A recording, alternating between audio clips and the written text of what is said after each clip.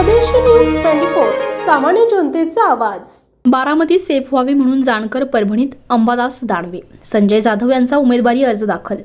राज्याचे उपमुख्यमंत्री अजितदादा पवार यांनी सौभाग्यवतींसाठी बारामती मतदारसंघ सेफ व्हावा म्हणूनच महादेव जानकर यांचे पार्सल परभणीत पाठवल्याचा गंभीर आरोप विधान परिषदेचे विरोधी पक्षनेते अंबादास दानवे यांनी परभणीत आयोजित केलेल्या सभेतून केलाय। खासदार जाधव यांनी मंगळवारी महाविकास आघाडीच्या माध्यमातून आपला उमेदवारी अर्ज दाखल केला। त्यानिमित्ताने रॅलीनंतर घेतलेल्या सभेतून दानवे यांनी भारतीय जनता पार्टी आणि राष्ट्रवादी काँग्रेस पक्षावर कडाडून हल्ला चढवला। यावेळी खासदार संजय जाधव, खासदार श्रीमती फौजिया खान, माजी मंत्री तथा आमदार राजेश टोपे, ज्येष्ठ नेते आमदार सुरेश वरपुडकर, आमदार डॉक्टर राहुल पाटील, आमदार राजेश राठोड, माजी आमदार सुरेश दादा देशमुख, माजी खासदार ॲडव्होकेट तुकाराम रेंगे पाटील, माजी आमदार सीताराम घनदाट, माजी आमदार संतोष सांबरे, माजी आमदार सुरेश जेथलिया, माजी आमदार ॲडव्होकेट विजय गव्हाणे, माजी आमदार सौ मीराताई रेंगे, डॉक्टर विवेक नावंदर, श्रीमती ठाकरे आदी व्यासपीठावर विराजमान होते। दानवे यांनी आपल्या भाषणातून तिकडचं पार्सल इकडं का असा सवाल करतेवेळी ज्येष्ठ नेते शरद पवार यांनी म्हाडा येथून जानकर यांना उमेदवारी बहाल केली होती, परंतु जानकर यांनी त्याऐवजी महायुती विशेषतः अजितदादा यांचा नाद करत परभणी गाठली। सौभाग्यवतींसाठी बारामती सेफ व्हावी म्हणूनच अजितदादा यांनी हेतुतः जानकर यांचे पार्सल परभणीत पाठवले असा आरोप दानवे यांनी केला। अजितदादा यांनी भाजपाच्या नादी लागून स्वतःसह समर्थकांची वाट लावून घेतली आहे। अजितदादा बारामतीतून सुद्धा यश पटकावू शकत नाहीत।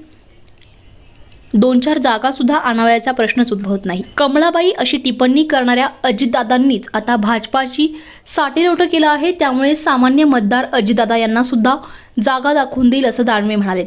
शिवसेनेच्या खासदारांनी परभणीत गेल्या 10 वर्षात काय केलं या विरोधकांच्या आरोपास प्रत्युत्तर देतेवेळी दानवे यांनी परभणीसारख्या मागास जिल्ह्यात एक नव्हे 2 मेडिकल कॉलेज ठाकरे सरकारने बहाल केले। मराठवाड्यातील विद्यार्थ्यांना वैद्यकीय शिक्षणात मोठ्या प्रमाणात प्रवेशाची संधी मिळावी म्हणून कोटा व्यापक केला। तसेच मराठवाड्यातील शेतकऱ्यांना सर्वतोपरी मदत केली आहे, परंतु भारतीय जनता पार्टीने सामान्य माणसाला यातनाच दिल्या, त्या सुद्धा वेळोवेळी। इंधनाचे दर वाढवले, धान्यांचे दर वाढवले, शेतकऱ्यांची सातत्याने दिशाभूल केली, लाभार्थ्यांना सुद्धा लाभ मिळणार नाही अशी व्यवस्था केली।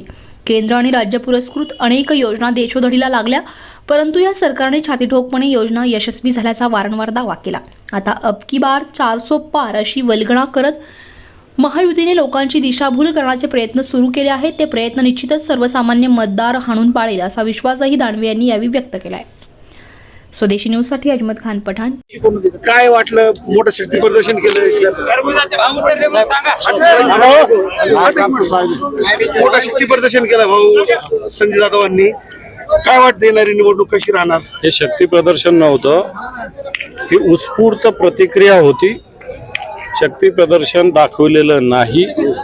जनतेच्या मनात जी खतखत आहे, उद्धवजी ठाकरे साहेब, शरद पवार साहेब, राहुलजी गांधी यांच्या विचाराला महाविकास आघाडीच्या माध्यमातून जो प्रतिसाद मिळतो तो जनतेने इथं व्यक्त केलेला आहे। 35 वर्षानंतर पहिलं प्रथमच धनुष्यबाण दिन या ठिकाणी आपण निवडणुकीला सामोरं जात आहे। असं काही नाही, पक्षाची जी निशाणी असते त्याच्यावर लढावं लागतं। ग्रामपंचायतीच्या निवडणुका सुद्धा वेगवेगळ्या निशाण्यावर होत असतात, लोक निवडून येत असतात। मशाल निशाणी अधिकृतरित्या निवडणूक आयोगाने दिली, त्याच्यावर आम्ही लढतोय। मनसेकडून अद्यापही उमेदवारी घोषित करण्यात आली नाही। 2 राऊंड झाले उमेदवारी दाखल करण्याच्या।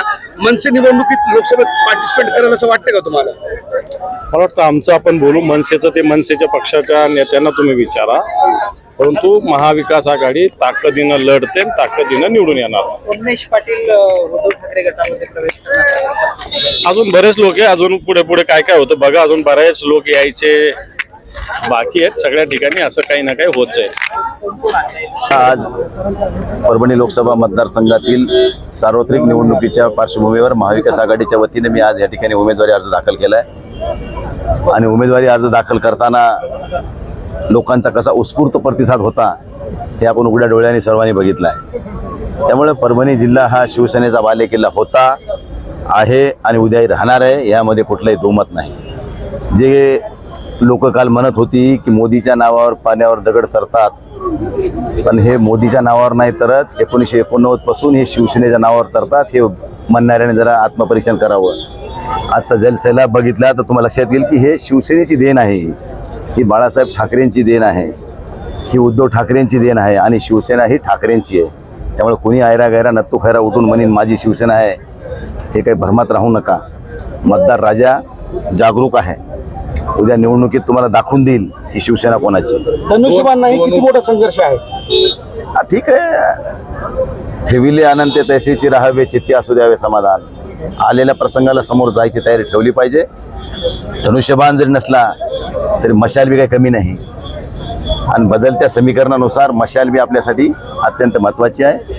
ठीक आहे, आपल्यावर अन्याय झालाय, आपला धनुष्यबाण हिरावून घेतलाय, आज ना उद्या ते आणखी मिळेल अशी अपेक्षा करू. पण आज मशालच्या चिन्हावर या ठिकाणी निवडणूक जिंकू आणि जिंकून दाखवू, एवढं आपल्याला या